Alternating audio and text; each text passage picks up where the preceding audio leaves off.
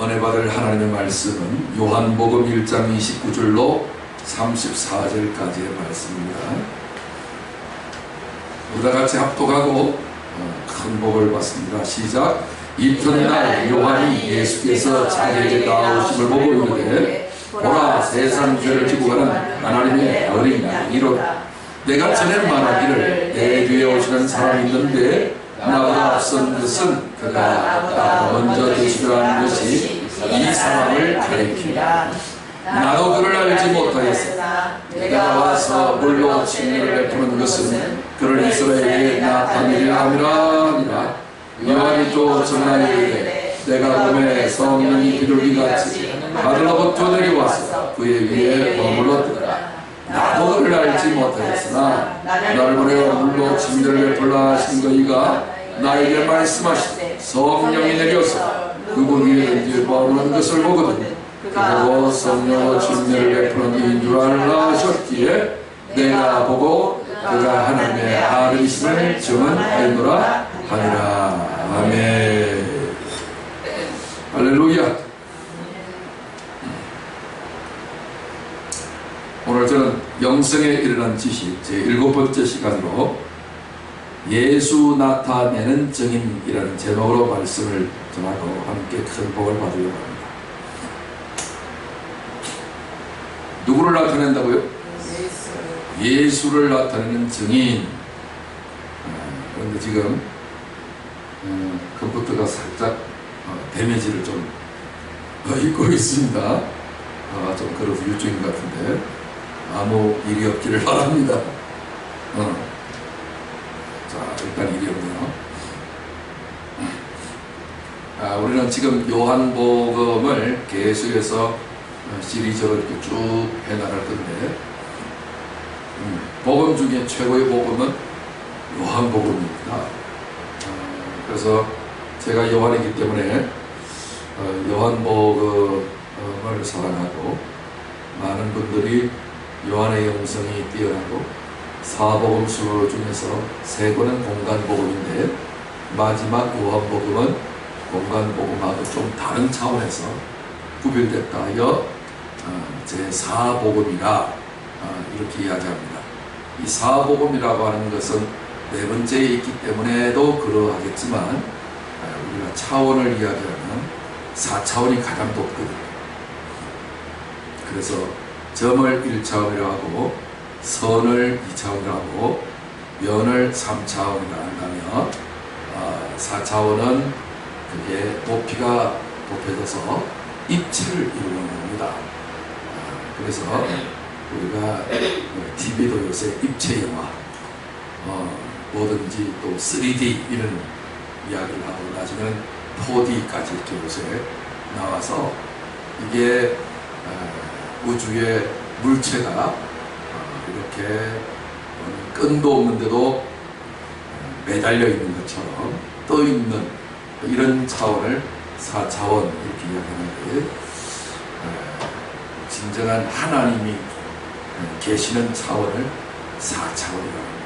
이 4차원의 영성이 요한에게 있는데 이 요한복음을 끝까지 이어져 나가면 몇 번에 끝날지는 모르겠지만 우리가 평생을 신앙생활을 하면서 한 권을 마스터하는 것도 좋은데 그 중에 복음 중에 최고의 복음서가 무슨 복음?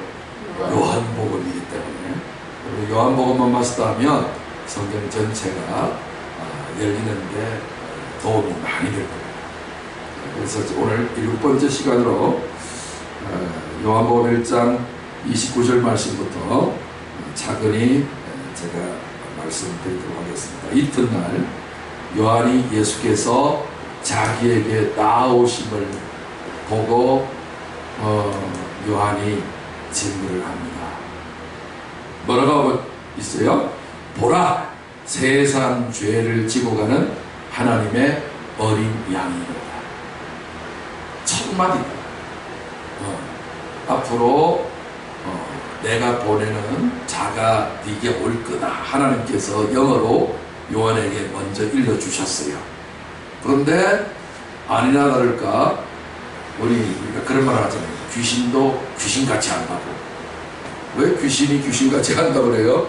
인간은 육을 가진 존재지만 귀신은 악한 영이라서 그렇지 영적인 존재란 말이에요. 영적인 존재는 아주 뭔가 육에 둔함이 없기 때문에 아주 제가 제한되긴 했지만 대단히 모르는 것이 없을 만큼 죄다 깨고 있는 것들을 볼 수가 있습니다.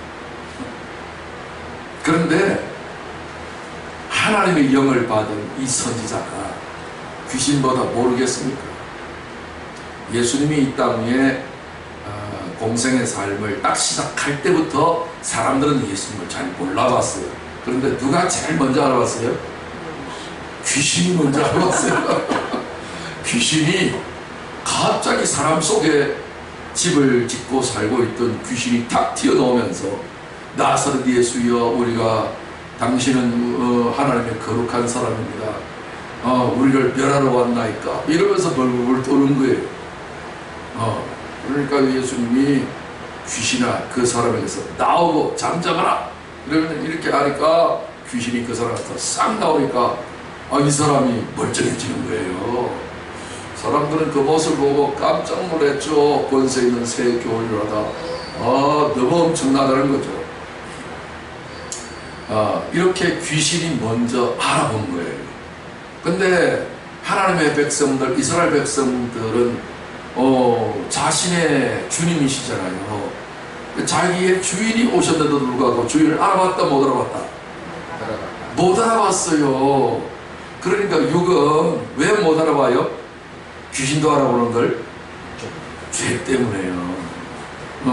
하나님은 영이신데 인간은 물질 이렇게 이 생물적인 보이는 존재잖아요. 보이지 않는 세계와 보이는 세계에는 이렇게 막이 하나 가려져 있어서 그걸 성경에서는 휘장이라고도 하죠. 예수님 십자가에 달려 돌아가실 때에 뭐가 찢어졌어요? 휘장. 성전 휘장이 손도 안 냈는데 위로부터 아래로부터 쪼가리가 쫙 났어요. 그럼 뭐냐? 성경은 말하기를 휘장은 저의 육체니라 이래요. 그러니까 오늘 우리가 너무나도 한치 앞을 내다보지 못하는 너무나도 무능한 인간이 된 것은 뭐 때문이라고? 육체를 가지고 있단 말이에요. 그 육체를 가지고 있어도 되긴 한데 육체와 영 사이에 가림대가 하나 있어. 뭐? 그게 휘장인데 인간에게 죄성이다. 그런데 예수님은 이 땅 위에 육체로 오셨는데도 불구하고 하나님 아버지를 보고 듣고 교통교제가 잘 이루어지죠. 왜요? 죄가 없으니까. 우리도 하나님의 형상으로 닮아서 예수님처럼 살게 하시려고 예수님이 이 땅에 오셨잖아요. 그래서 인간에게 가장 문제가 뭐예요? 육체에 거하는 이 죄성을 없애주시려고. 그러면 이 육체에 있는 죄를 없애주려면 뭐가 필요해요? 죄를 해결하려면 어떻게 해야 돼요? 어떻게 하면 죄가 없어질까요? 죄에 대한 대가를 지불해야죠. 대가가 뭐예요? 사망이에요. 죽음은요, 알아요. 사람이 이 땅에 보이는 것이 단 줄 알고 80평생을 돈 하다가 결국은 돈을 다 벌었어요. 돈 다 벌면 끝나나요? 돈 다 벌고 난 다음에 그쵸, 사람은 때가 되면 온 곳으로 돌아가야 되죠. 돌아가야 될 날이 온다고요. 돌아갈 날이 딱 오면 사람이 육체에 갇혀 있다가 영이 육체와 분리돼야 돼요. 임종하는 순간에 분리가 돼요. 임종이 팍 이렇게 되는 게 아니라 서서히 진행되거든요. 서서히 진행되니까 그 순간에 자기 안에 갇혀져 있던 영이 나온다 안 나온다? 나오는 순간에 아차 하는 거예요. 사람 죽으면 그뿐이라고 했는데 바로 죽는 순간에 영이 열려갖고 영적인 세계가 다 보이는 거예요. 영의 세계는 시공간이 초월되어 있어요. 육체만 시공간에 제한을 받고 있어요. 초월되니까 시간이 안 걸리게 모든 걸 다 알아버리는 거예요. 아차, 죽고 난 뒤에 보이지 않는 세계가 있구나 하는 것을 순간적으로 알아요. 빛의 속도보다 더 빨리 알아버려요. 그런데 이미 후회한들 늦으리 소용없죠. 다시 돌이킬 수 있는 생명력이 있다 없다? 없어요. 그래서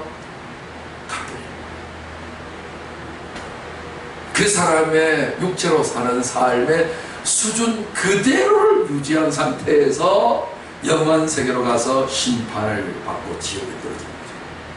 생각만 해도 진짜 끔찍하다. 이런 세계가 언제 알게 된다고요? 육체를 벗어나는 순간에 알거든요. 여러분들이 지금 육체 안에 갇혀 있단 말이에요. 그러니까 보이는 세계는 잘 아는데 보이지 않는 세계는 이게 알 수가 있어야지.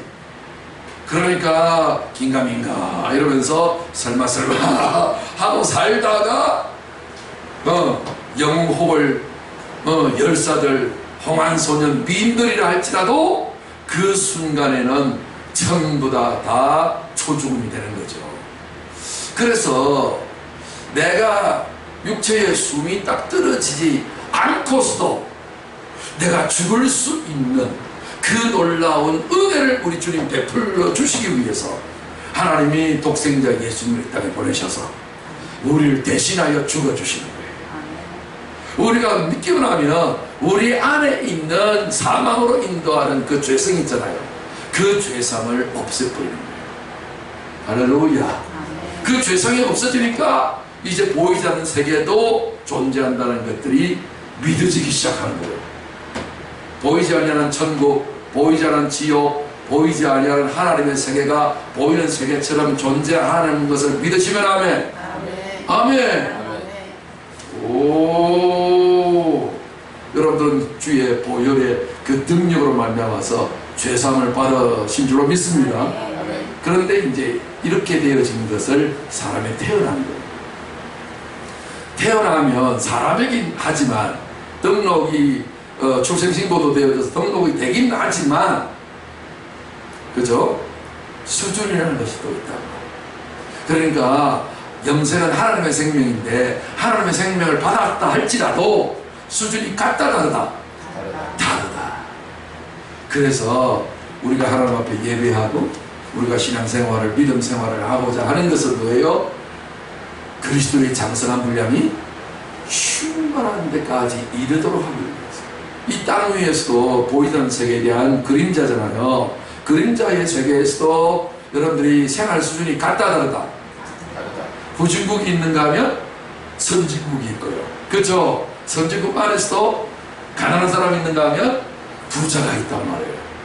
꼭 물질적인 요소만 따지지 않는다 하더라도 그 사람의 인격 수준이 있을 거잖아요. 아주 짐승 같은 사람이 있는가 하면 아주 하나님 같은 삶을 사는 사람들도 있단 말이에요. 기왕에 이 땅 위에서도 사람답게 살고 사람 구실을 좀 하면서 자자손손 영원한 대를 물려가면서 이렇게 살 것보다도 더 값지고 보람있는 삶이 어디 있겠습니까만은 천국에서는 더욱더 그래야 된단 말이죠. 아멘. 내가 이 땅에 사는 사람들 앞에서 인정받지 못하고 별로 이 땅의 기준으로 볼 때는 위협하는 존재라 할지라도 하나님 나라의 기준은 땅의 기준과 다르니 이것은 성적 순으로 되는 게 아니란 말이에요. 은혜의 순으로 되는 거예요. 이야, 옛날에 잠시 하나 있다가 요새 인기가 없어서 좀 사라졌는데 모든 세상에는 미녀, 미남, 잘난 사람들의 대회를 해요. 얼굴이 잘났든지 솜씨가 잘났든지 머리가 잘났든지 돈이 잘났든지 그쵸? 이런 경쟁 대회는 항상 지금도 끊임없이 다방면으로 하고 있는데 못난이 대회는 잘 안 하거든요. 그런데 가끔씩 못난이 대회가 한 번씩 있긴 있죠. 그죠? 들어는 오셨죠? 천국은요 못난이 대회예요. 하늘과 땅이 반대로 이렇게 대면하고 있어서 반대예요. 그래서 못난이 대회를 왜 하는가? 가장 못난 사람들에게 하나님이 상을 주는데요, 가톨릭의 사람들은 능력이 없어요. 왜 능력이 없는 줄 알아요? 하나님의 성령을 의지하기보다는 인간의 행실과 율법적인 요소들과 보이는 것들에 치중하다 보니까 하나님 나라하고 거리가 멀어지는 거예요. 이것은 이미 다 알고 있는 내용이죠. 그런데 그 중에 능력 있는 분이 한 분이 있었어요. 그분이 있냐면 성 프란치스코라고 하는 평화를 구하는 기도를 만들었던 사람이죠. 이 양반은 귀족 자제인데 그가 이렇게 생활이 너무 부유하고 화려하다 보니까 염증을 느끼고 실증을 느껴서 괴로워하고 있었어요. 군중 속의 고독이라고나 할 뭐 이런 정도가 됐겠죠. 그래서 이 프란시스코가 뭔가 이런 보이는 세계, 물질의 세계의 만족이 너무 권태로워서 하나님 나라의 그런 부분에 대해서 갈급하면서 가지고 사모하다가 하나님의 은혜를 받아서 그가 놀랍게 영적인 세계가 이제 열리게 됩니다. 영적인 놀라운 세계가 이제 열리게 되어져서 그는 엄청난 이 능력과 표적이 막 따라다닙니다. 그러니까 사람들이 이야, 예수님이 다시 저 프란시스에게 오셔서 저런 능력을 나타내시라 할 만큼 대단했어요. 그래서 사람들이 물었어요. 야, 어떻게 해서 당신은 예수님처럼 그렇게 놀라운 능력을 발휘하십니까? 이렇게 묻는 질문에 프란시스는 이렇게 대답을 하죠. 주님이 가장 못나고 연약하고 부족한 사람을 찾고 찾다가 못 찾아서 자기를 찾았대요. 그러면 자기가 세상에서 가장 어떤 사람이다? 가장 못난 사람이다. 못난이 대회에서 그랑프리 상을 수상한 사람이 됐단 말이에요. 그러니까 하나님께서 그런 자를 찾고 찾다가 찾아오셔가지고 하나님의 모든 주님의 능력을 그에게 다 부어준 거예요. 할렐루야. 이야. 그러니까 보라, 세상 죄를 지고 가는 하나님의 어린 양이에요. 왜 어린 양이에요? 양이 어떤 존재예요? 여러분, 그 하고 많은 짐승들 가운데서 왜 양을 택했을까요? 양은요, 못난이 중에 상못난이에요. 풀도 뜯을 때에 세게 못 뜯어요. 왜냐하면 위에 이빨이 없단 말이에요. 아래 이빨만 있단 말이에요. 위에는 잇몸만 있다고요. 세상에. 저는 강릉 양떼 목장에 가서 직접 확인을 했어요. 이야, 그다음 더 놀라운 것은 하나님이 제물로 받으시는 그런 존재 중에 소도 그 중에 하나 들어가요. 소도 위에 이빨이 없어요. 소를 농촌에서 길러본 사람들도 때때로 그걸 모르고 있더라고요. 왜냐하면 선입관념에 이라고 하는 것은 항상 양쪽이 이렇게 물려진다는 것들 고정으로 있어서 그거를 보았음에도 불구하고 의식이 없어요. 성경에는 말했죠. 보기는 보아도 보지 못하며 듣기를 들어도 듣지 못하는 그런 일들이 많이 있잖아요. 그러니까 일단 남을 물어뜯는 공격성이 없단 말이에요. 우리가 뭐 때때로 부정적인 어떤 요소를 말할 때 왜 내 문자를 씹냐 이런 말 많이 하죠. 그죠? 야, 뭔가를 이렇게 물어뜯는 이런 요소가 없어요. 그리고 눈이 너무나도 나빠요. 최대 가시거리가 4m를 넘어서지를 못해요. 그렇죠? 때때로 우리 일기 예보를 요새 보면 앱에다가 요새 일기 예보를 많이 보잖아요. 그 밑으로 쭉 내려가면 가시거리 몇 킬로이 나와요. 오, 독수리 눈은요, 이야, 공중에서 4km에 있는 것들을 눈앞에서 보는 것처럼 본대요. 시력이 대단하죠. 독수리 눈만 쳐다봐도 진짜 대단합니다. 그런데 싸울 줄도 모르고 자기를 칼로 목을 탁 쳐서 양 잡는 자 앞에서도 소리도 한번 내지지 못하고 발악하지 않아요. 그러니까 이건 짐승 같지도 않아요. 그런데도 불구하고 그 중에서도 어른 양이 아니고 어린 양이란 말이에요. 그러니까 어떤 것에 대해서도 자기 주장을 내세우지 않고 반응하지 않는, 살아있다고 하나 그냥 죽이면 언제든지 죽을 준비가 되어져 있는 존재, 못난이 그 자체죠. 이런 자가 세상의 가장 악한 죄. 여러분, 죄의 근본 뿌리가 뭐예요? 뭐가 죄입니까? 죄는 어디서부터 왔어요? 여러 가지 요소가 있겠죠. 죄의 근본. 여기에서 나온 그 항목이 있어요. 무슨 죄? 그 교만.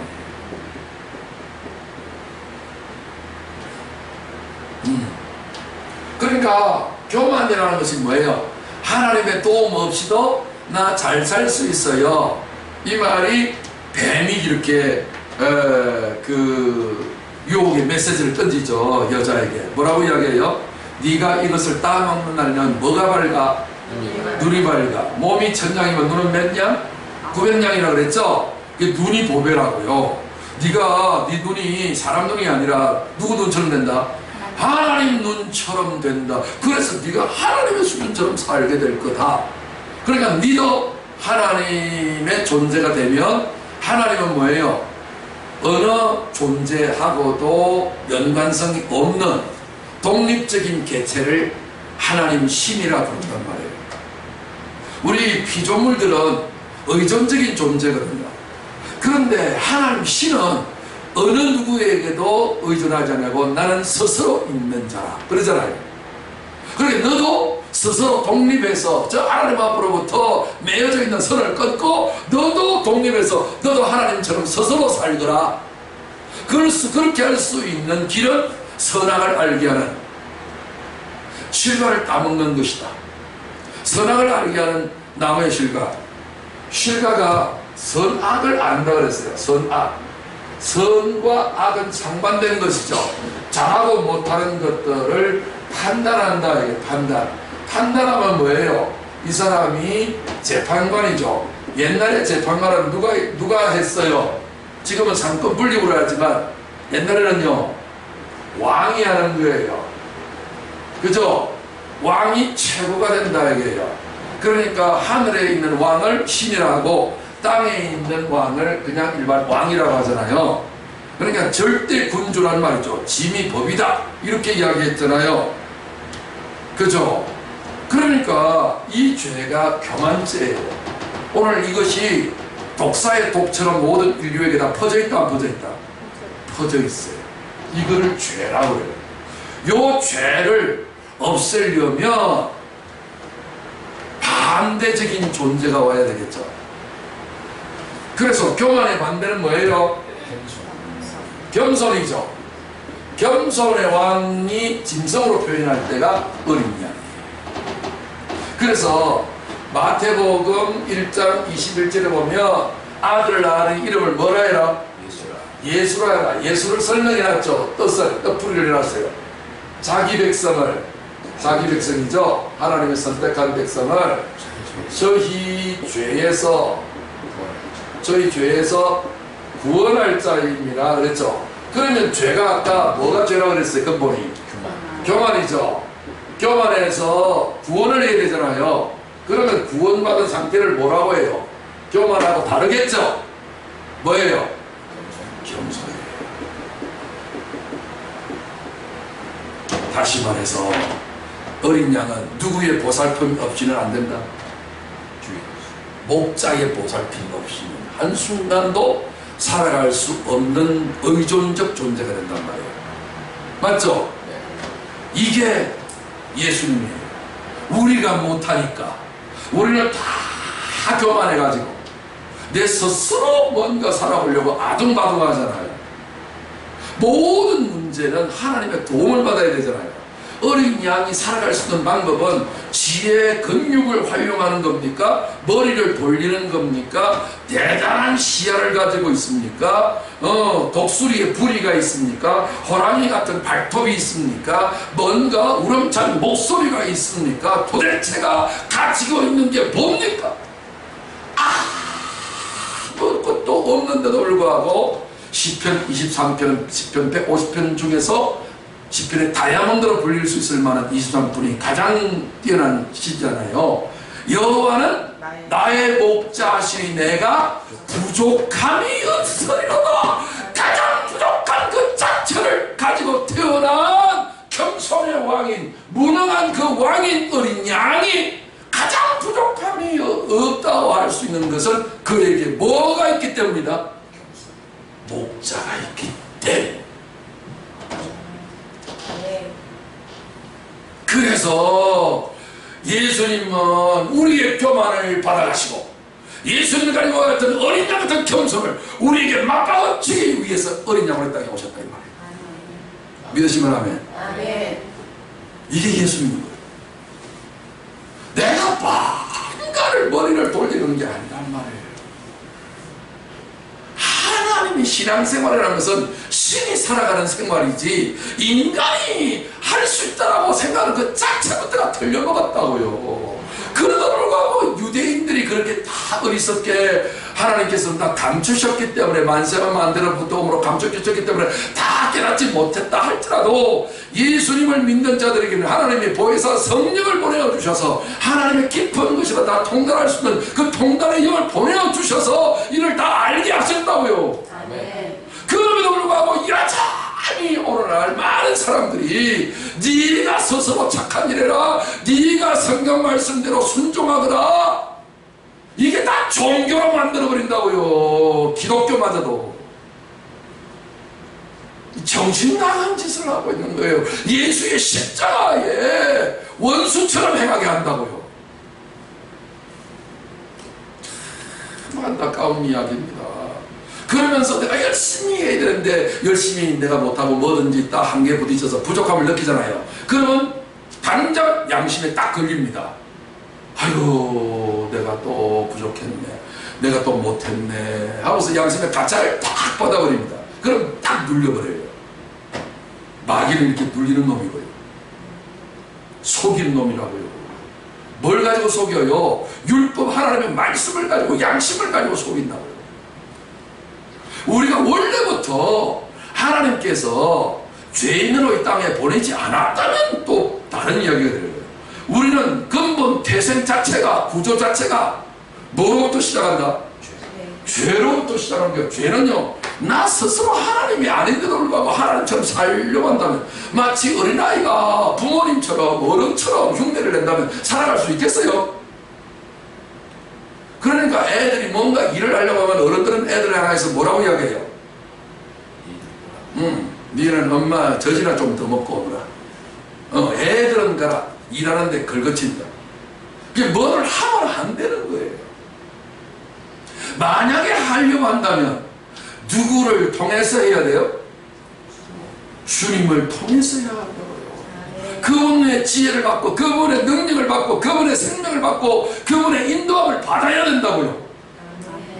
그분과 함께 임마누엘 내에서 살아가는 것이 우리의 신앙생활이지, 우리는 자꾸만 분리해서 내 스스로 뭔가 착한 일에서 하나님 앞에 점수 따려고 한다고요. 하나님 나 잘했죠? 나 이만큼 했으니까 복 주세요. 뭐 커피 자판기 기계가 신앙생활이에요. 뭐 집어넣으면 뭐 대가가 빠지듯이 아니란 말이에요. 하나부터 열까지가 처음부터 알파요 오메가까지 다 은혜로 되는 거예요. 양이 잘한다고 해서 또 뭐 능력이 있어요? 어린 양보다야 낫겠지만 그것은 어린 양들을 인도하고 안내하는 그런 역할뿐이지, 지가 늑대를 이기겠어요? 지가 목자가 되어서 이제 내가 목자를 대신해서 너희들을 다 이 길들여 주겠다. 자, 줄 서, 똑바로 서, 앞으로 나란히. 그렇게 하겠어요? 아니에요. 그냥 어린 양은 어린 양들이 따라갈 수 있는 법만 보이면 되는 거예요. 여전히 성도뿐만 아니라 목회자가 되어도 오직 우리에게는 목자장 되시는 예수 그리스도. 저는 목사가 되었을지라도 저 혼자서 모든 것을 다 할 수가 없어요. 하나님의 말씀을 전하는 것이나 내가 살아가는 것이나 내가 하나님의 말씀을 이해하는 것이나 이런 모든 것들도요, 그분이 가르쳐주지 아니하고 내 스스로 배워가지고 공부하고 밤새도록 연구해가지고서 옛날에는 많이 그리 해봤는데, 그래봤자 머리에 쥐만 나고요, 머리만 휘어지더라니까요. 머리가 괜히 휘어지겠어요?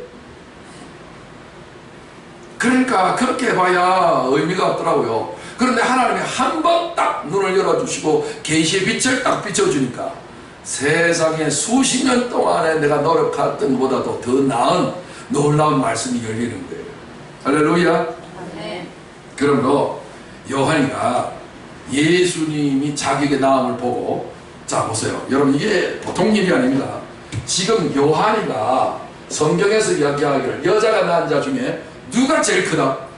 요한이 제일 큰 자라고 이야기를 했어요. 오, 사람 중에 제일 뛰어난 자가 지금 제일 첫 마디에 가장 중요한 말을 하고 있는 거예요. 그게 뭐예요? 보라, 세상 죄를 지고 가는 하나님의 어린 양이로다. 일단 우리 인간은 잘났건 못났건 상관없이 뭐 문제를 해결해야 돼요? 죄의 문제를 해결해야 한다고요. 이 죄의 문제를 해결할 수 있는 유일한 방편은 예수께서 이 땅에 오셔야 되고, 오시는 길은 오시는데 무슨 모습으로 오신다? 어린 양의 모습으로 오신다. 이 말은 뭐예요? 내가 어린 양을 봤다. 이 말은 나도 어린 양이 되어야 한다, 그 말이에요.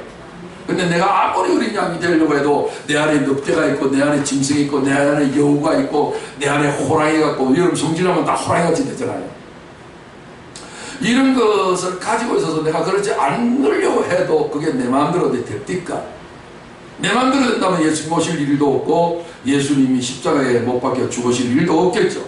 그래서 어린 양은 왜 하나님께서 만들어 놓으셨는가? 이 무능한 짐승을 하나님 앞에서 제사용으로 만들어 놨다고. 하나님이 받으시는 이 존재는요, 양밖에 없다고요. 그래서 세상 죄를 지고 가는 하나님의 어린 양이 되셔서 주님은 죽임을 당하시는 거죠.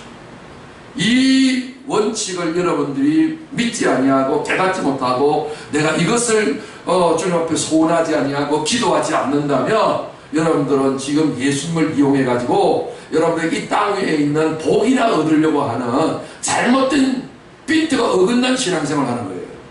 목표 관영을 명중시키는 궁수가 아니라 그 관영을 빗나가는 화살이 되고 말 거란 말이에요. 그 빗나가는 화살은 돌고 돌아서 부메랑처럼 돌아서 자기를 맞추어서 명중해서 죽여버린다고요.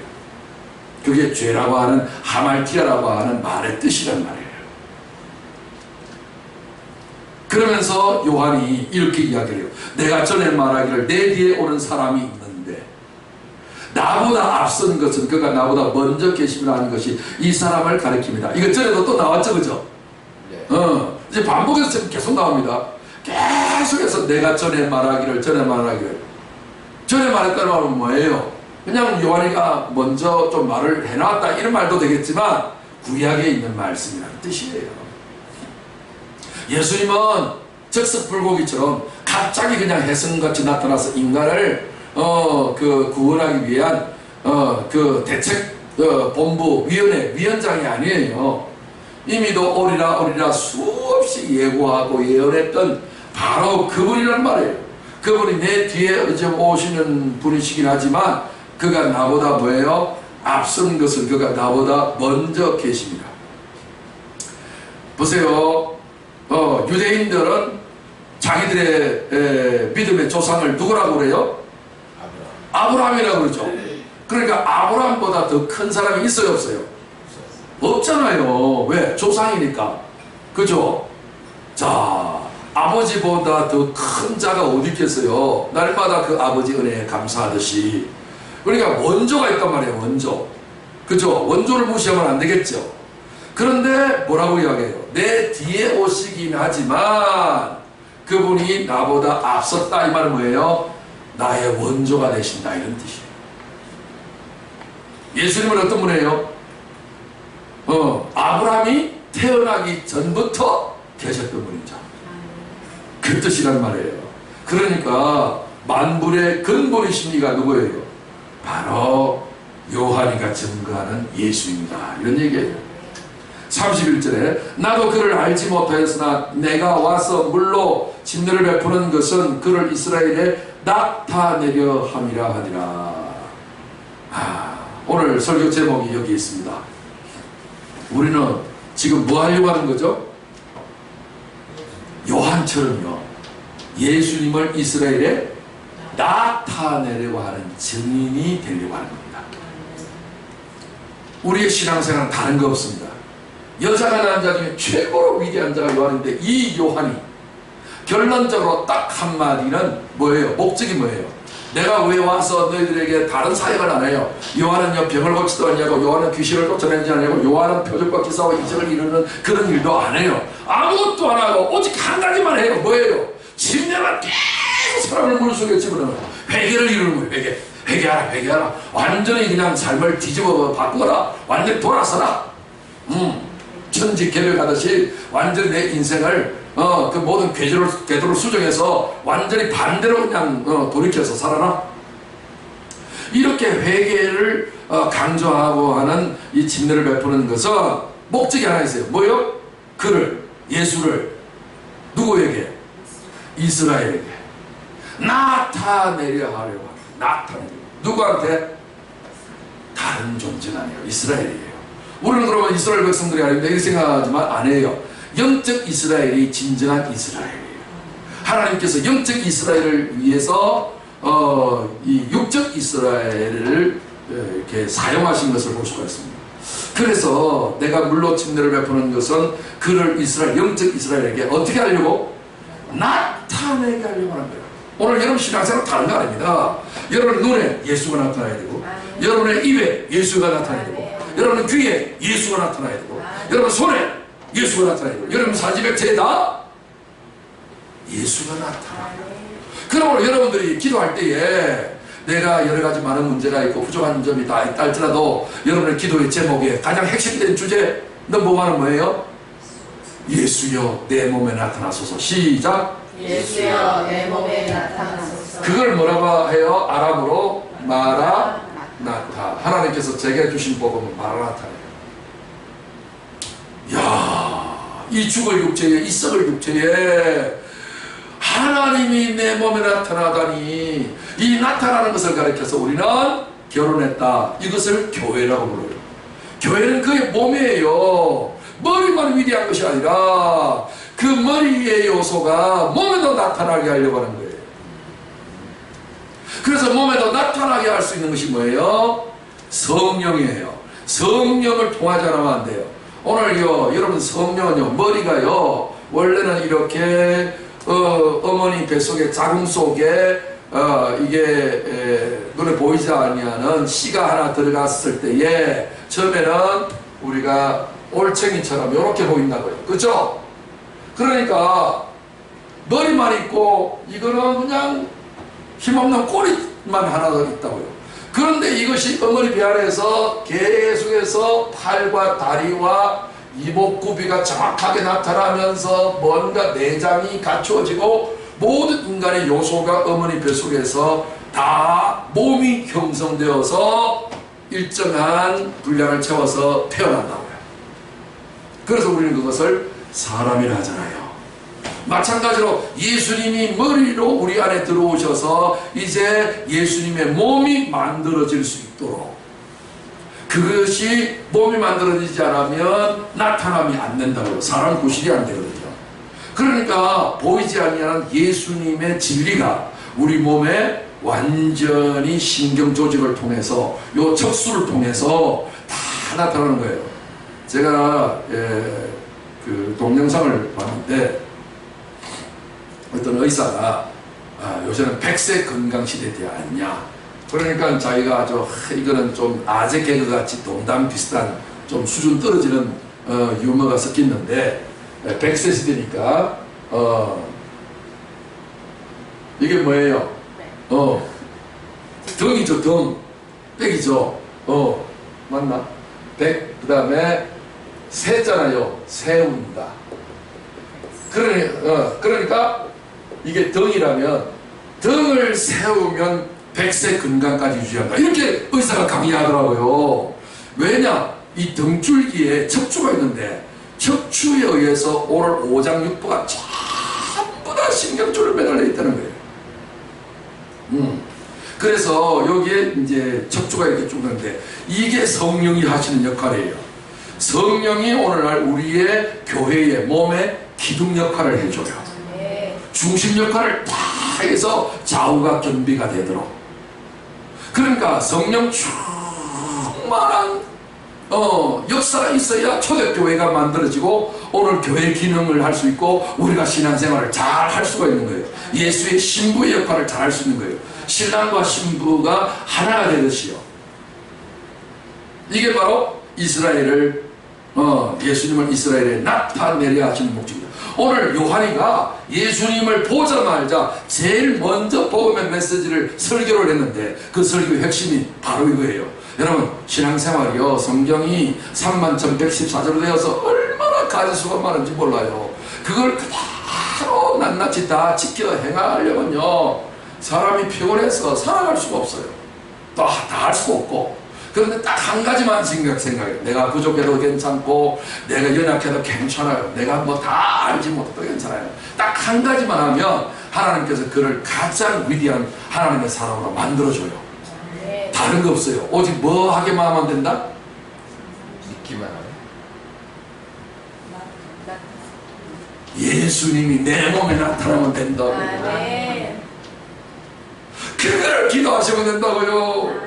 그 목적을 잃어버리면 안 된다고요. 근데 놀랍게도요 요렇게 말씀을 해도 세월이 조금 지나면요 유혹이 많아가고 이 초점을 잊어버려요. 휘둘린다. 이것도 좋네. 저것도 좋네. 왜요? 여러분들의 속에 있는 내면에서 성령의 음성을 따르기보다는 내 육체의 눈에 보이는 거 있죠?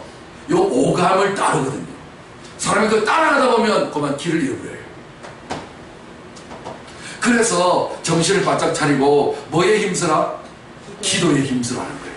말씀과 기도에 깨어있으면 미혹을 받지 않아요.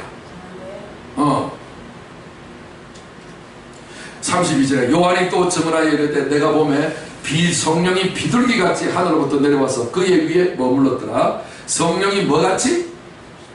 비둘기를 이야기했어요. 그 많은 새들 가운데서 여러분 새를 이야기했어요. 성령은요 영적인 존재니까 하늘을 날아다니는 분이라고 상징이 되어져 있어요. 비유가 됐는데 그 많은 독수리도 있고 참새도 있고 많은 새들이 있는데 그 중에 하필 뭐요? 비둘기. 왜 비둘기일까요? 공격성이 없습니다. 여러분들 가끔씩 도시에 비둘기만 있죠? 비둘기는요 사람하고 참 친근해요. 그래서 구간조 이런 비둘기들 있죠. 이들이 통신 역할을 해요. 비둘기 발목에다가 쪽지를 딱 붙여갖고 탁 날아버리면 그 머나먼 곳 가서 소식을 전하는 거예요. 그래서 성령이 비둘기 모양으로 내려오셨다는 말의 뜻이 뭐예요?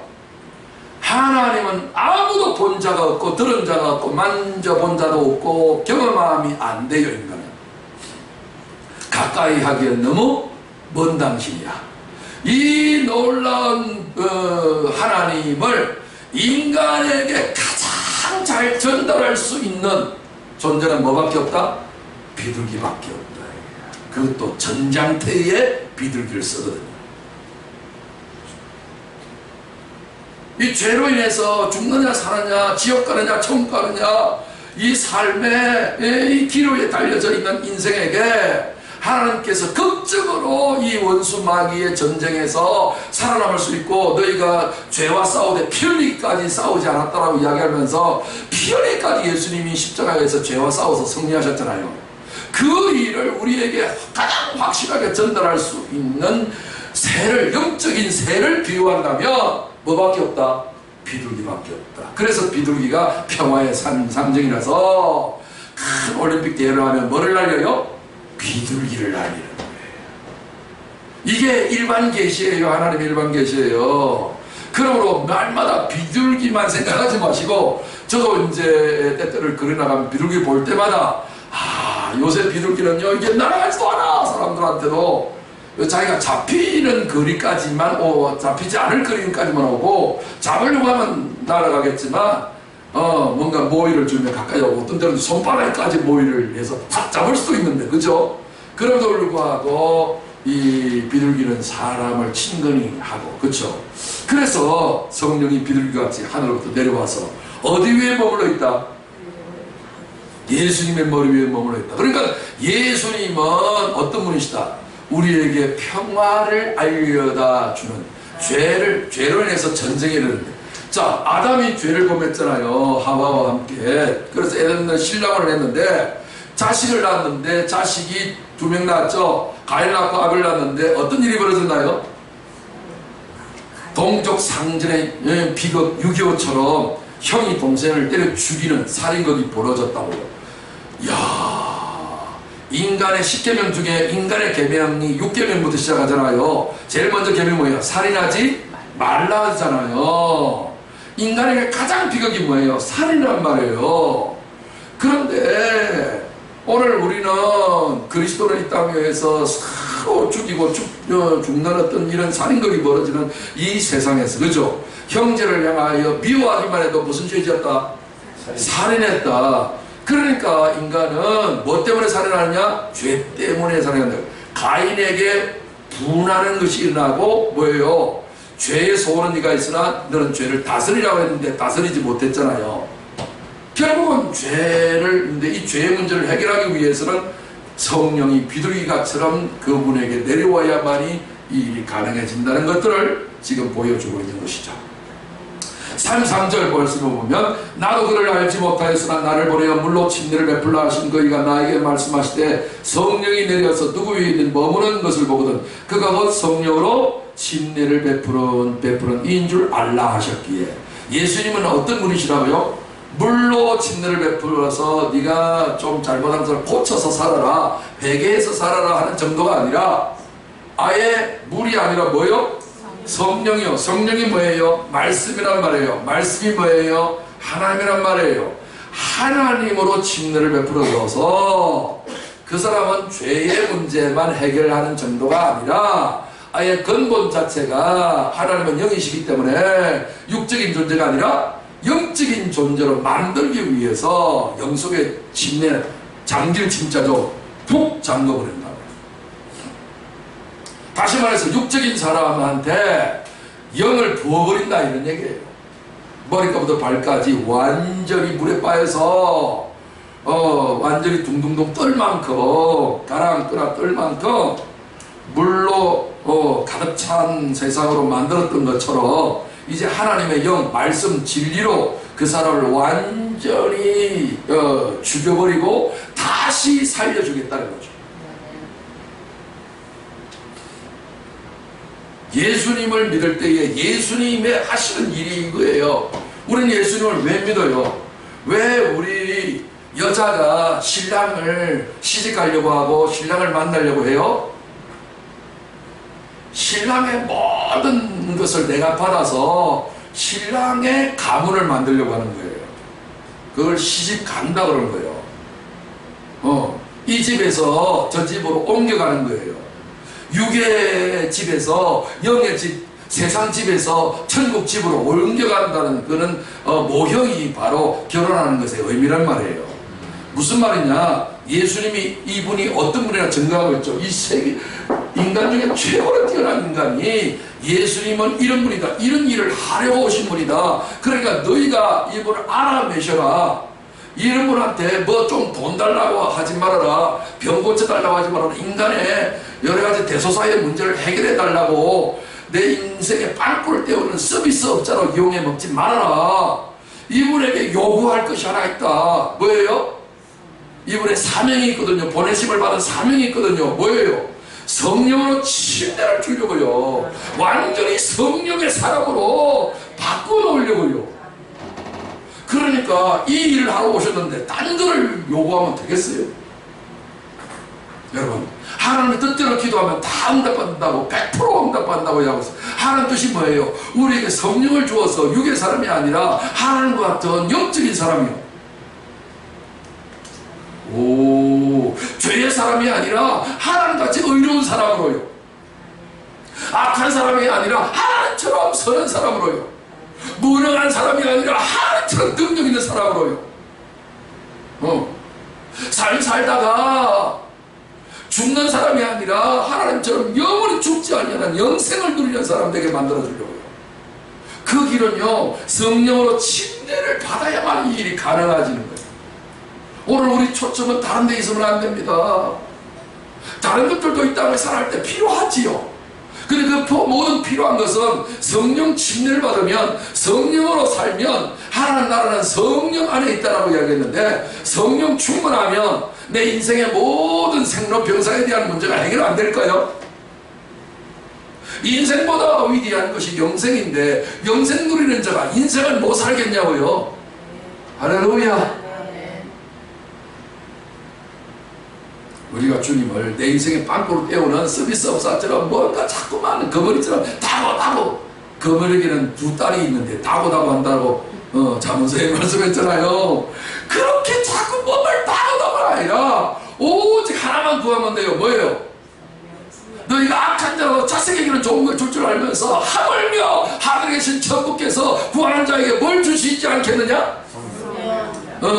마태복음은 좋은 것을 주시지 않겠느냐, 누가복음은 똑같은 대목을 성령을 주시지 않겠냐. 그러므로 두 개를 합쳐보면 뭐예요? 이 땅에 가장 인간에게서 가장 좋은 것이 뭐예요? 성령. 할렐루야.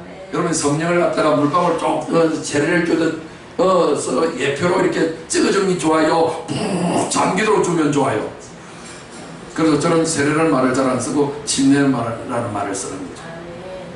기왕에 주실 것, 귀왕에 받을 것이다.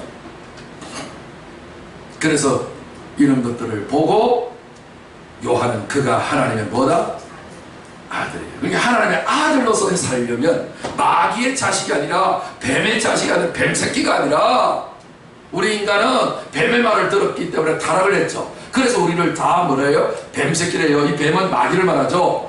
요한복음 8장 44절에 너희는 너희 아비 마귀에게서 났으니 너희 아비의 욕심을 너희도 행하고자 한다. 왜 인간이 욕심을 부리게 돼요? 원래 욕심을 부리는 존재로 만들지 않았어요. 아버지를 바꿨기 때문에요. 하나님을 아버지로 섬기는 존재가, 아버지가 뭐예요? 자식은요, 아들은요, 아버지 말을 듣는, 누구의 말을 듣든지 간에 그 아버지가 결정 나버려요. 그러니까 우리는 하나님의 아버지의 말을 안 들으면 다 무슨 자식이 된다? 마귀 자식이 된다. 마귀 자식을 생물로 비유하면 무슨 새끼? 마귀를 생물로 말하면 뭐라고 해요? 뱀이라 하잖아요. 뱀이라 하잖아요. 옛뱀이라 하잖아요. 그러니까 그 자식을 뭐라고 해요? 새끼라 하잖아. 이 새끼 저 새끼. 이 새끼 저 새끼 개새끼 중에서도 제일 센 욕이 무슨 새끼? 뱀새끼란 말이에요. 이 독사 새끼라는 거. 뱀 중에 독사라는 거. 이 독사 새끼는요, 보이는 대로 그냥 그 목을, 대가리를 그냥 삽으로 팍 찍어버린단 말이에요. 우리 군대 가면요, 뭔가 이렇게 참호를 팔아 하잖아요. 보이는 족족 그냥 야전 삽으로 그냥 다 찍어버려요. 그 나중에 그냥 막 대가리는 날아가 버리고 몸뚱이만 너덜너덜 늘려져 있어요. 이 군대에 가보면. 이야.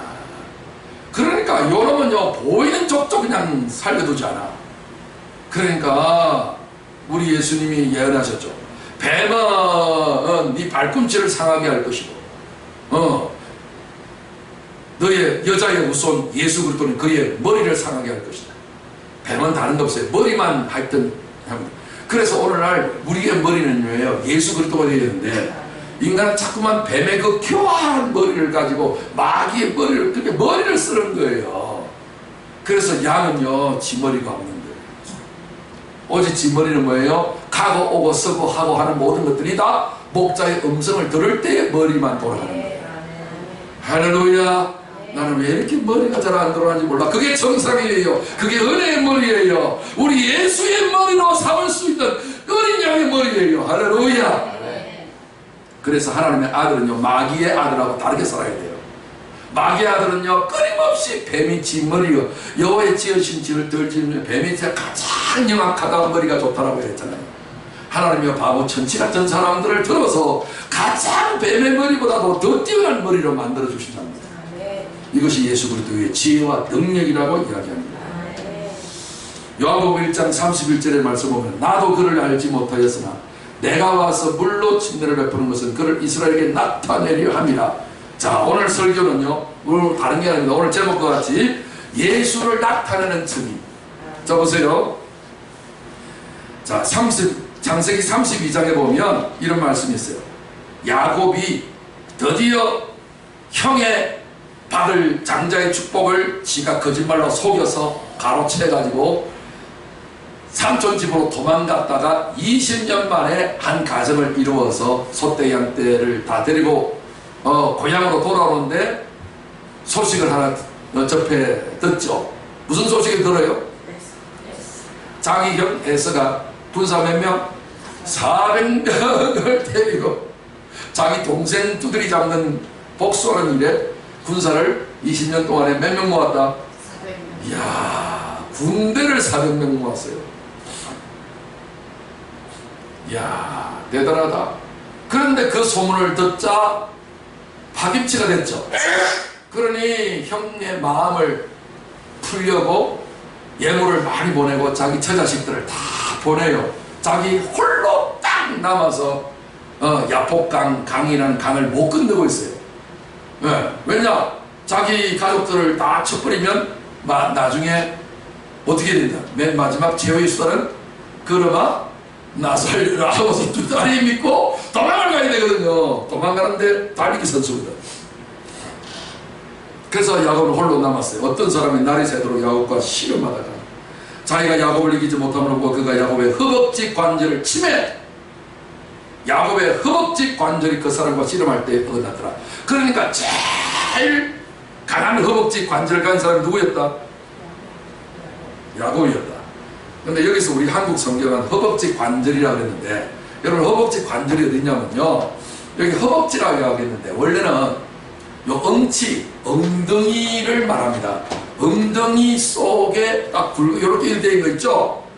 좀 이따 제가 사진을 보여드리겠습니다만은 그 사이에 이렇게 온폭 들어간 데 있죠? 그러면 밑에 허벅지에 대퇴골 있죠? 제일 큰 허벅지 뼈 이걸 대퇴골이라는데 요 대퇴골과 엉치뼈 있죠? 환도뼈라고도 부르는 요 엉치뼈하고 딱 고리로 연결되어 있죠? 여기 되어져 있는 요 부위를 딱 친 거예요. 그러니까 어떻게 됐다? 어긋나 버렸어요.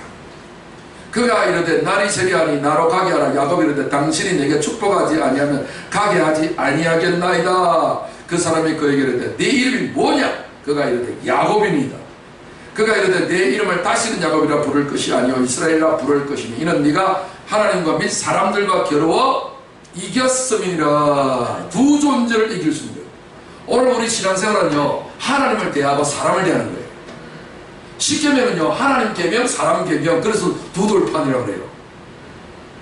이 땅에서 성령의 삶을 살려면 하나님하고 잘 지내야 돼요. 그리고 사람하고도 잘 지내야 돼요. 이거예요 이거. 그런데 하나님하고는 잘 지냈어도 지금 누구하고 잘 못 지냈어요? 야곱은? 사람 누구?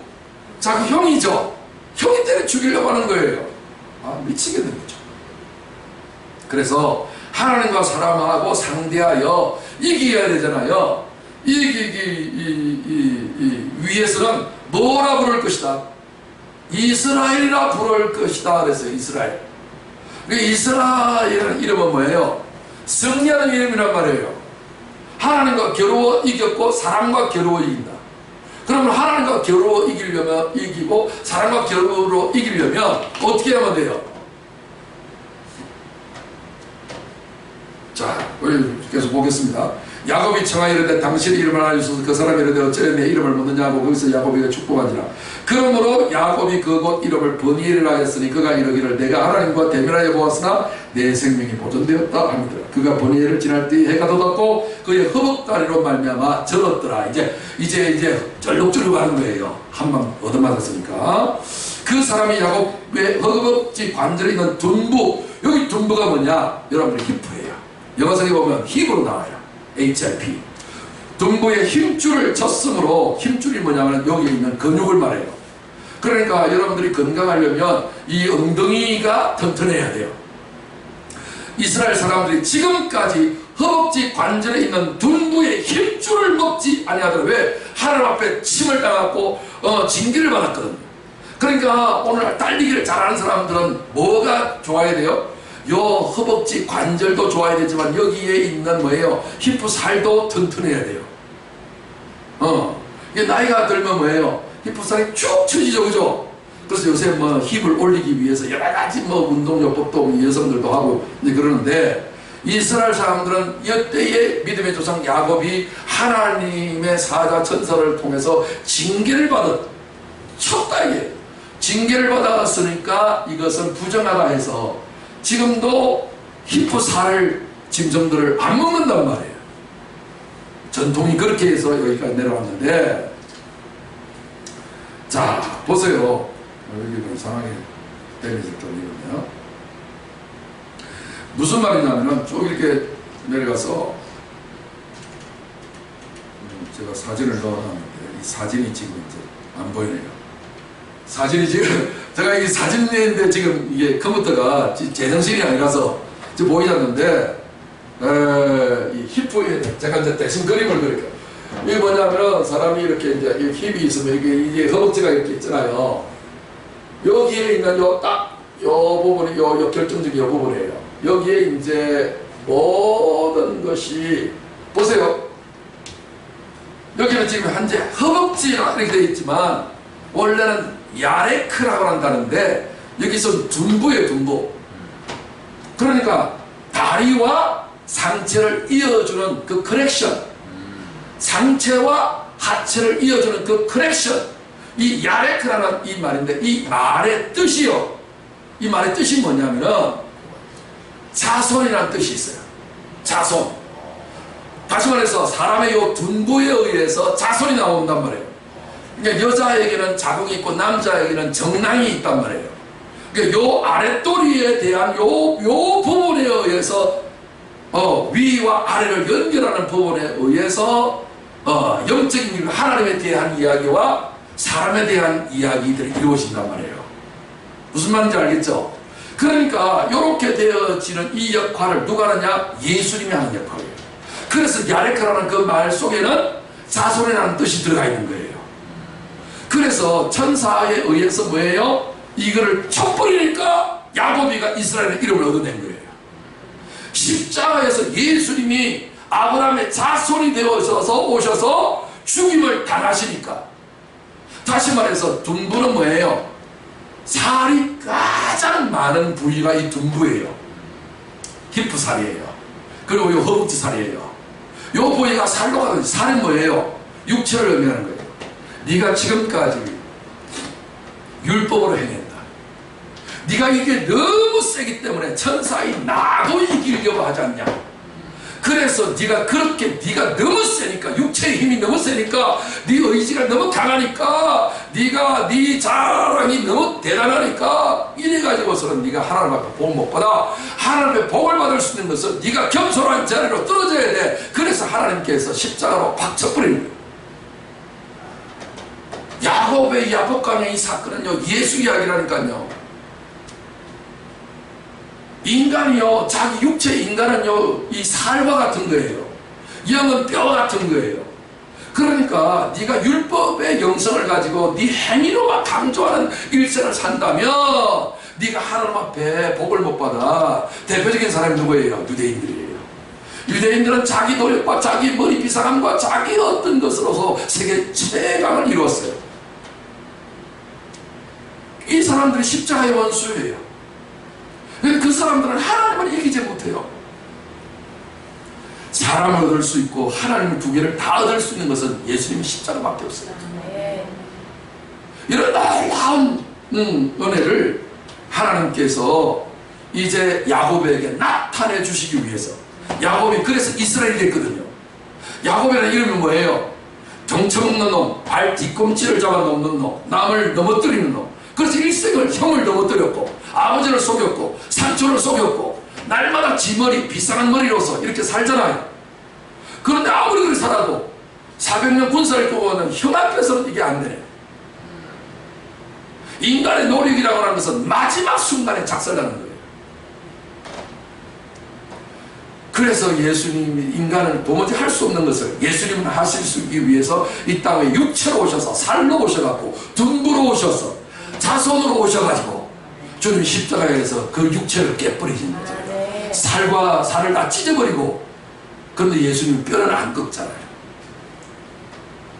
그 이야기. 사도행전 9장 17절에 보면 아나니아가 떠나 그 집에 들어가서 그에게 안수하여 이르되 형제 사울아, 주 곧 네가 오는 길에서 나타나셨던 예수께서 나를 보내어 너로 다시 보게 하시고 성령으로 충만하게 하신다 그랬어요. 이 대목은 사울이가 다메섹 도상으로 예수 믿는 사람을 잡아오려고 가다가 주님을 빛 가운데서 만났잖아요. 그래갖고 눈이 소경이 돼가지고서 어느 집에 이끌려가 있는데 금식하고 있었죠. 그럴 때에 아나니아라는 제자에게 주님이 나타나셔가지고 지금 저 사울 집에 가서 복음을 전하고 그로 하여금 안수하여 성령을 받게 하라. 그러니까 하나님께서 이 사울도 얼마나 살기가 등등할 만큼 율법 흠이 없는 사람이지 자랑으로 가득 차는 살둔부같이 육체 행위가 완벽하잖아요. 제일 많은 부위를 차지하고 있잖아요. 제일 지가 잘났잖아요. 살이 제일 많다 이 말이에요. 행위가 제일 많다 이 말이에요. 율법의 의의가 가장 뛰어난 사람이다 그 말이에요. 그게 둔부란 말이에요. 그거를 다메섹 도상에서 우리 주님이 쳐버린 거예요. 왜요? 미워서 쳤어요? 사랑하니까. 그러니까 교만하에 망대 위에 올라있던 그가 겸손의 나락으로 떨어져 버린 거예요. 그래서 왜 그렇게 하신 이유가 뭐예요? 네가 오는 길에서 나타나셨던 예수님을 바울에게 나타내게 하시려고요. 주님이 우리를 치는 거예요. 이게 겸손 포인트라고 그래요. 오늘 여러분들이 내 약점이 뭐예요? 내 부족함이 뭐예요? 바로 여기가 주님 치시는 곳이, 여기가 십자가예요. 그걸 가지고 주님 앞에 나가셔서 내 의리가 아니라 주님의 의리로 주님 내 몸에, 내 이 약점에 나타나세요. 바울이 자기의 부족함을 가지고 이거 해결해달라고 기도했는데 아니다, 나 해결 안 해줄래. 왜? 내 은혜와 내 능력이 네 약함을 통해서 나타난다. 사도행전 26장 16절에도 계속해서 이야기하죠. 일어나 너의 발로 서라. 내가 네게 나타난 것은 곧 내가 나를 본 일과 장차 내가 네게 나타날 일에 너로 종과 증인을 삼으려 합니다 그랬어요. 오늘 보세요. 왜 바울에게 예수님이 자신을 나타냈어요? 내가 너에게 나타나는 그 일뿐만 아니라 내가 너를 본보기로 삼아가지고 너를 통해서 수많이 네가 전도하는 모든 사람들에게 자신을 어떻게 하려고 한다? 나타내는 일들에 너를 본보기로, 증인이 뭐예요? 본보기예요. 보세요 여러분, 나를 보세요. 나를 보세요. 나를 보세요. 문을 닫으세요. 예배 시간에 이렇게 늦게 이렇게 침입에 들어오시면 방해하는 겁니다. 청와대에 회의를 하고 있는데 뭔가 쳐들어가면 안 되는 겁니다. 그건 불법입니다. 자, 그러니까 일단 오셨으니까 가만히 계셔서 잘 하시기 바랍니다. 자, 그래서 오늘 가장 클라이막스 절정의 시간입니다. 보세요. 오늘 우리 신앙생활은요 다른 거 없어요. 하나님이 왜 천지만물을 창조하셨고 자기 형상대로 인간을 만들었어요? 하나님을 우리 인간에게 나타내려고 하는 거예요. 막 하나님처럼 나타내려고 하는 거예요. 그러니까 오늘날 이 목적인데, 그래서 나만 예수님이 내 몸에 나타나는 것이 아니라 나로 인해서 내 아내에게, 내 남편에게, 내 자식에게, 내 부모에게, 내 형제에게, 내 모든 주변에 있는 나와 접촉하는 모든 사람들에게 증인으로 삼으셔서 그들도 나처럼 다 나타나는 사람으로 만들려고. 아멘. 나타나려면요 다른 거 없습니다. 예수를 믿는 길밖에는 없습니다. 어떤 노력으로도 안 됩니다. 믿는다는 말의 의미는 뭐예요? 나를 적격으로 삭제하고 내가 믿는 대상에게 내 자신을 투신할 때만 이게 믿음이 형성되는 거예요. 그것을 가장 아름다운 인간의 예법으로 만드는 것이 결혼이에요. 결혼은요 내 아비의 집을 다 잊어버리는 거예요. 시집으로 완전히 이동해 가는 거예요. 내가 그 세상 사람들 그러잖아요. 시집 귀신 때라. 아예 그냥 진정으로 돌아오지도 못하게 아버지가 막잖아요. 소름 맞고 돌아오지 말라. 이게 그냥 민간의 풍습과 문화가 아니에요. 하나님의 말씀의 의미예요. 다른 거 아닙니다. 오늘 위대한 일을 행하신 하나님께서도 야곱을 자기 머리를 밀고 자기 꾀를 삼고 자기 행위로 가득 차져 있는 대단한 사람이잖아요. 이런 사람을 환도뼈를 쳤어요. 완전히 이 둔부를 쳐버려갖고 이제 상체와 하체가 완전히 분리되어져서 그래서 일평생 야곱은요 늙어 죽을 때까지 관에 들어가는 그 순간까지 지팡이를 의지했대요. 요 지팡이가 뭐예요? 플라스틱이에요? 쇠예요? 뭐예요? 재질이? 나무잖아요. 이 나무가 바로 십자가예요. 평생 십자가에서 내 자신의 의지, 내 머리를 다 못 박아버리고 가슴 멸류관 썩고 옆구리 양손 양발 행동할 수 있는 거 다 못 박아버리고 내가 완전히 죽은 자처럼 꼼짝다섯도 아니하고 오직 내 안에서 보혈만 흘러넘쳐나는 거예요. 성령, 생명의 성령의 하나님으로서만 행할 수 있는 자가 십자가에 달린 자예요. 이렇게 되지면 누가 나타난다? 하나님의 영광이 그 십자가에 나타난다. 나중에 부활로 다시 나타나잖아요. 이사야는 매우 담대하여 내가 나를 찾지 아니한 자들에게 찾음받고 내게 묻지 아니한 자들에게 나타나노라. 하나님께서 이방인들 있죠. 예수님 오시기 전에 700년 전 선자를 통해서도 아주 매우 담대하게 선포합니다. 나를 찾지 아니하는 자, 주님을 찾는 자들은 이스라엘 백성들이었어요. 그런데 이방인들은요 예수님에 대해서 하나님에 대해서 생각도 없어요. 그냥 땅만 쳐다보고 짐승처럼 살아갔던 그 민족에게도 주님은 자신이 오히려 더 단단히 나셔서 이방인 그 개같이 사는 민족들에게도 자신을 나타냄을 주시려고 이렇게 예언까지 하면서 그래서 주님이 이방인 된 저와 여러분 우리 한민족들이 귀신만 섬기고 우상만 섬기던 민족이었잖아요. 이 민족과 이스라엘 백성들과 머나도 머나먼 동떨어진 그 세계까지 피 흘린 발자취 순교자의 그 피를 통해서라도 오늘 우리가 복음이 전파됐잖아요.